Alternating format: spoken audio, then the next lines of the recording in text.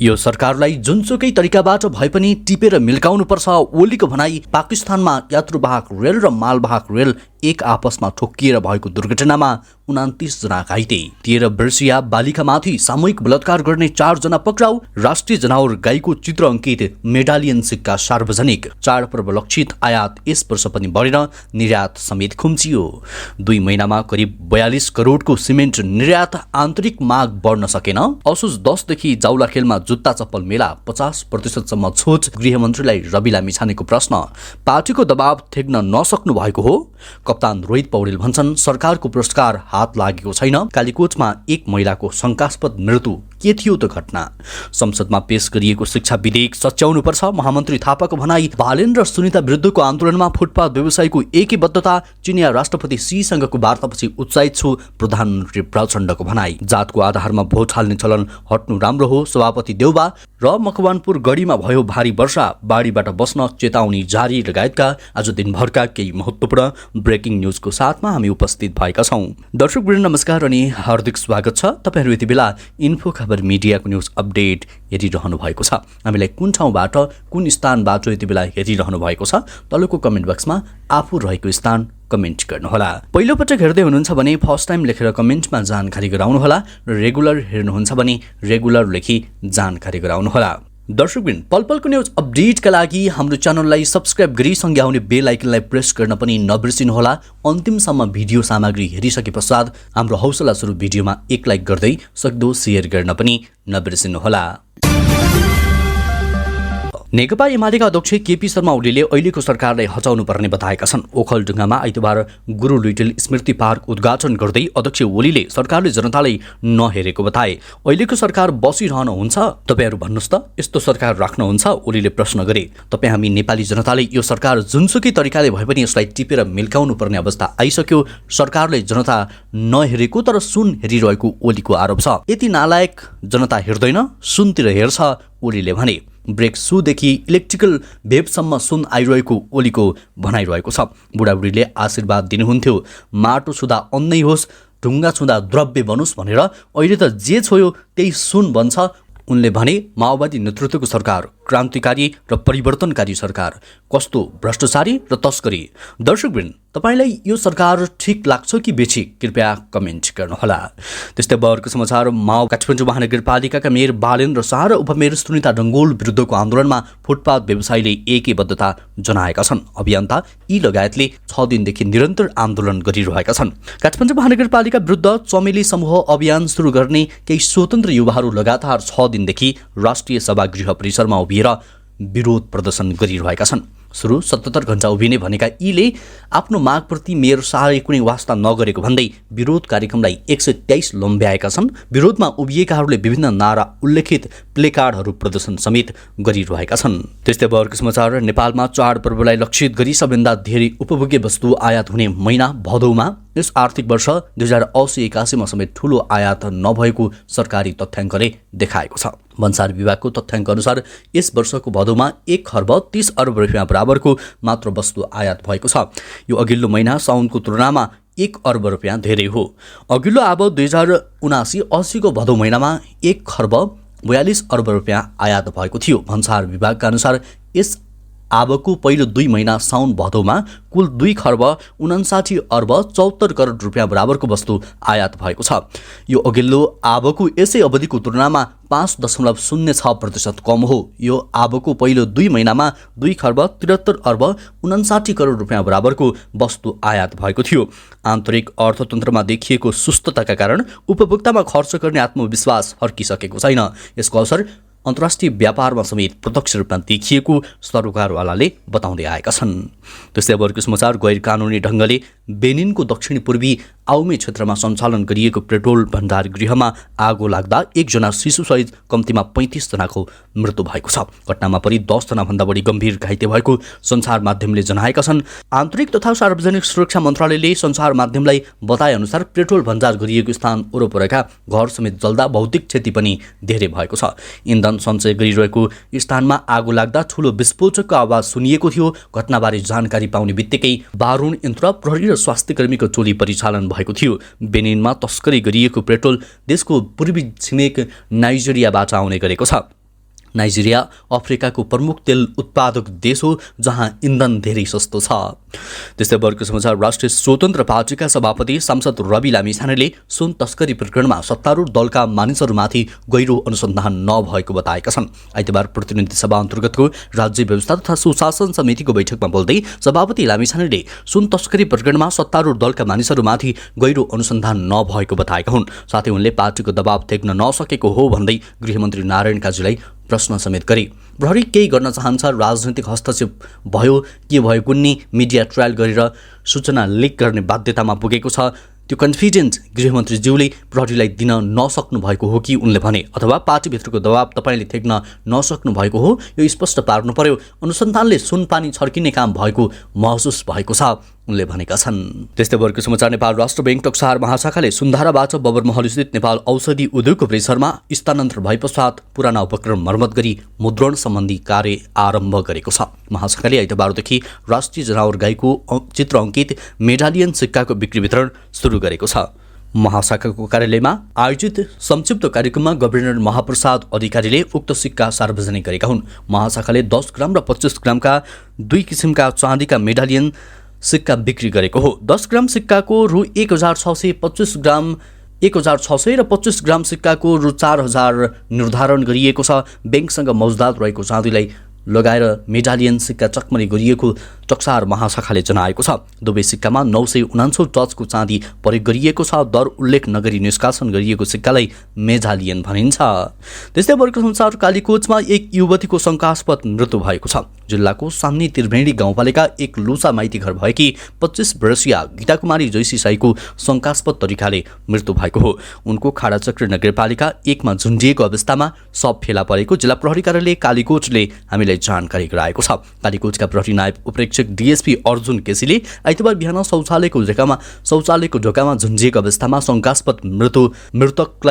शङ्कास्पद मृत्यु भएको नेपाल खबरलाई जानकारी दिए। डीएसपी केसीका अनुसार जैसीका परिवारले सुरक्षाका कारण लिन नमानेपछि उनको संरक्षण र मनोसामाजिक परामर्शका लागि सोसेक नेपाल नामक गैर सरकारी संस्थाद्वारा सञ्चालित महिला र बालबालिका केन्द्रमा राखिएको थियो। जोखिममा रहेका महिला र बालबालिकाको उद्धार, राहत र पुनर्स्थापनाका लागि सोसेकले सेल्टर स्थापना गरेर काम गर्दै आएको भए पनि जैसीलाई त्यहाँ राखिएको केही दिनमै मृत्यु भएको घटनालाई शङ्कास्पद मानिएको छ। गत भदौ 22 गते बेपत्ता हुनुभयो भनेर आफन्त आन्दोलित हुनुभएको थियो, तर जैसी सम्पर्कमा आएपछि सुरक्षाको कारण देखाउँदै आफन्तले उहाँलाई लिन नमानेपछि हामीले संरक्षण र मनोपरामर्शका लागि सोसेक नामक संस्थामा राखेका थियौँ, डीएसपी केसीले भने। त्यही क्रममा आज बिहान 9:15 बजे सलको पासो लगाएर झुन्जिएको अवस्थामा शव भेटिएको खबर आयो। घटनास्थलमै रहेको र आफन्त आएपछि पोस्टमार्टमका लागि प्रक्रिया अगाडि बढाइने प्रहरीले जानकारी गराएको छ। त्यस्तै अर्को प्रसङ्गतर्फ लागौँ। आफ्नो सांस्कृतिक भ्रमणमा रहेका पूर्व राजा ज्ञानेन्द्र शाहलाई आइतबार भक्तपुरमा भव्य स्वागत भएको छ। उनको स्वागतमा स्थानीयको जनताको ठुलै भिड लागेको थियो। भक्तपुर दरबार स्क्वायरमा पूर्व राजाको प्रतीक्षामा हातमा झण्डा बोकेका स्थानीयवासी घन्टौँ अगाडिदेखि भेला भएका थिए। पूर्व राजाको स्वागतमा बसेका धेरैले जातीय पहिरन लगाएका थिए। महिला र वृद्ध समेतको ठुलो जमघट भएपछि सुरक्षाकर्मीलाई भिड छिचोल्न पनि हम्मे परेको थियो। स्थानीय जनताले राज संस्थाको पक्षमा नाराबाजी गरेका थिए। हाम्रो राजा, हाम्रो देश प्राणभन्दा प्यारो छ, राज संस्था जिन्दाबाद, राजा आऊ देश बचाऊ, जनता आऊ राजा ल्याऊ जस्ता नारा लागेका थिए। नारा सुनेर पूर्व राजाको अनुहारमा सन्तुष्टिको भाव देखिएको थियो भने उनी मुस्कुराइरहेका देखिन्थे। दर्शकगण, राजा आउने विषयमा तपाईँको धारणा के छ? के राजा पुनः फर्किनुपर्छ? तपाईँको विचार कमेन्ट गर्नुहोला। त्यस्तै अर्को प्रसङ्गतर्फ लागौँ। नेपाली राष्ट्रिय क्रिकेट टिमका कप्तान रोहित कुमार पौडेलले सरकारले क्रिकेट खेलाडीहरूलाई घोषणा गरेको पुरस्कार रकम अहिलेसम्म पनि आइ नसकेको बताएका छन्। एसियाड गेम्समा भाग लिन चीन उड्नु अघि आइतबार काठमाडौँमा विधायक कार्यक्रमपछि सञ्चारकर्मीहरूसँग कुराकानी गर्दै कप्तान पौडेलले सरकारले घोषणा गरेको रकम बारम्बार भनिसकेको र आउँछ भन्नेमा आशावादी रहेको पनि एसियन गेम्सका लागि नेपाली क्रिकेट टोलीले राम्रो तयारी गरिरहेको बताए। एसियन गेम्सलाई लिएर सबैजना उत्साहित रहेको उल्लेख गर्दै आफूहरूले लक्ष्य मेडल जित्ने रहेको बताए। कमजोर या बलियो दुवै टिमलाई कमजोर नठानी खेल्ने कप्तान पौडेलको भनाइरहेको छ। एसियन गेम्सले T20 विश्वकप छनौटका लागि सहयोगी भूमिका खेल्ने उनले विश्वास समेत व्यक्त गरेका छन्।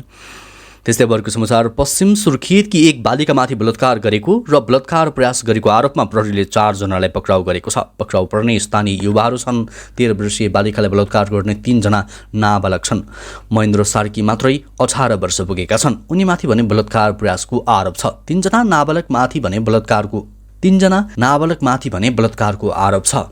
जिल्ला प्रहरी कार्यालय सुर्खेतका डीएसपी लक्ष्मण साईले बालिकामाथि एकै रातमा फरक समयमा फरक व्यक्तिबाट बलात्कार भएको जानकारी दिए। असोज 4 गते बेलुका ती बालिका छिमेकीको घरमा बसले पाचेमा नाचगान हेर्न गएकी थिइन्। पिसाब लागेपछि उनी नजिकैको सडकमा आइन्। त्यसै बेला महेन्द्र सार्कीले उनको मुख छोप्दै बलात्कारको प्रयास गरे। बालिका कराउन थालेपछि उनले विभिन्न प्रलोभन देखाए, तर बालिका भागेर नाचगान स्थल नै पुगिन्। राति 11 बजे नाचगान सकिएपछि सबै आफ्नो घरतिर लागे। ती बालिकालाई चिनेकै एक 16 वर्षीय युवाले घर पुर्याइदिन्छु भन्दै बोलाए।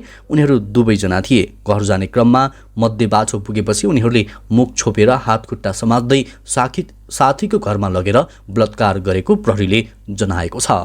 त्यस्तै अर्को प्रसङ्ग पाकिस्तानमा रेल दुर्घटना भएको छ। पूर्वी पन्जाब प्रान्तमा यात्रुवाहक रेल र मालवाहक रेल एक आपसमा ठोकिएर भएको दुर्घटनामा 29 जना घाइते भएका छन्। प्रान्तीय राजधानी लोहर स्थित रेस्क्यु 1122 मुख्यालयका शिफ्ट इन्चार्ज मोहम्मद अतिकले सिन्हालाई बताएअनुसार प्रान्तको शेखपुरा जिल्लामा रहेका कर्मचारीको सम्भावित लापरवाहीका कारण स्थानीय समयअनुसार बिहान 4:30 बजे उक्त घटना भएको थियो। रेलका कर्मचारीले यात्रुवाहक रेललाई रोक्न समेत गर्ने स्विच थिच्नबाट चुकेको र त्यसबखत मालवाहक रेल पहिले नै पार गरिएको स्थानमा ठक्कर दिन पुगेको थियो। अतिकले भने यात्रुवाहक र रेल कम गतिमा चलिरहेको दुर्घटनाका कारण ठूलो क्षति नभएको बताइएको छ। दुर्घटनामा अधिकांश मानिसहरू सामान्य घाइते भएका छन्। त्यस्तै अर्को समाचार देशभित्र सिमेन्टको मागमा आएको कमीको कारणले उत्पादन घटे पनि सिमेन्ट निर्यात भने निरन्तर बढेको देखिएको छ। गत वर्ष साउनबाट मासिक 49 लाख रुपियाँको सिमेन्ट निर्यात सुरु भएकोमा पछिल्लो 6 महिनादेखि मासिक 10 करोड रुपियाँभन्दा बढीको निर्यात भएको छ। निर्यात सुरु भएको 14 महिनामा 1 अर्ब 20 करोड रुपियाँको सिमेन्ट र क्लिङ्कर भारत बजारमा बिक्री भएको छ। सरकारले सिमेन्ट निर्यातको लागि अनुदान तथा छुटको व्यवस्था गरेसँगै नेपाली सिमेन्ट उत्पादकले भारतीय बजारमा सिमेन्ट बेच्न सुरु गरेका थिए। गत वर्षको बजेटबाट सिमेन्टको निर्यातमा 8% नगद अनुदान र 10 करोड भन्दा बढीको विद्युत खपत गर्दा महसुलमा 15% सम्म छुट दिने व्यवस्था गरेको थियो। हाल नेपालबाट Palpa cement, Arghakhanchi cement, Balaji cement र सिटी सिमेन्ट भारत बजारमा बिक्री भइरहेका छन्। त्यस्तै अर्को समाचार आगामी असोज 10 गतेदेखि दशैं तिहार लक्षित हुने गरी ललितपुरको जाउलाखेल मैदानमा बडा दशैं जुत्ता चप्पल व्यापार मेला 2080 आयोजना हुन लागेको छ। स्वदेशी जुत्ता चप्पललाई प्रवर्धन गर्ने उद्देश्यले 11 उद्योगीहरूको समूहहरूले मेला गर्न लागेका हुन्।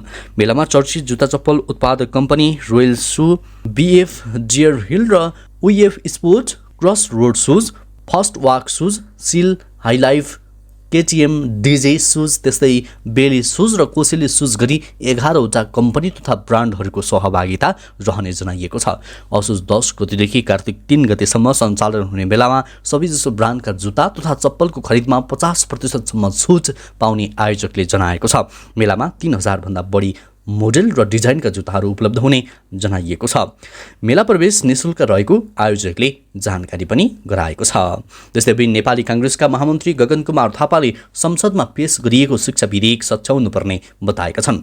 पूर्व मन्त्री समेत रहेका महामन्त्री थापाले सो विधेयकलाई सच्याउन कांग्रेसले आफ्ना पार्टीका सांसद र नेताहरूसँग सामूहिक छलफल गर्ने बताए। उनले कांग्रेस संसदमा सबैभन्दा ठूलो पार्टी भएकाले नाताले उसले हरेक विधेयकलाई समृद्ध बनाउन महत्त्वपूर्ण भूमिका खेल्नुपर्ने बताए। नेपाली कांग्रेस संसदको ठूलो पार्टी हो। यो भएको हिसाबमा नेपाली कांग्रेस यो संसदमा केही काम गरिदियोस् भन्ने तपाईका मागहरू छन् जुन जायज छन्। त्यो भएको हिसाबमा नेपाली कांग्रेस यो संसदमा केही काम गरिदियोस् भन्ने तपाईका मागहरू छन् जुन जायज छन्। शिक्षा विधेयक भर्खर संसदमा दर्ता भएको छ। उनले भने कांग्रेसका सांसदहरू, कांग्रेसका केन्द्रीय सदस्यहरू बसेर यो विधेयकलाई हामी कसरी परिष्कृत र समृद्ध बनाउन सक्छौं भनेर छलफल गर्छौं। मुस्लिम समुदायले केही महत्त्वपूर्ण विषयहरू उठाउनु भएको छ जुन मदरसा शिक्षासँग सम्बन्धित छ, उनले भनेका छन्।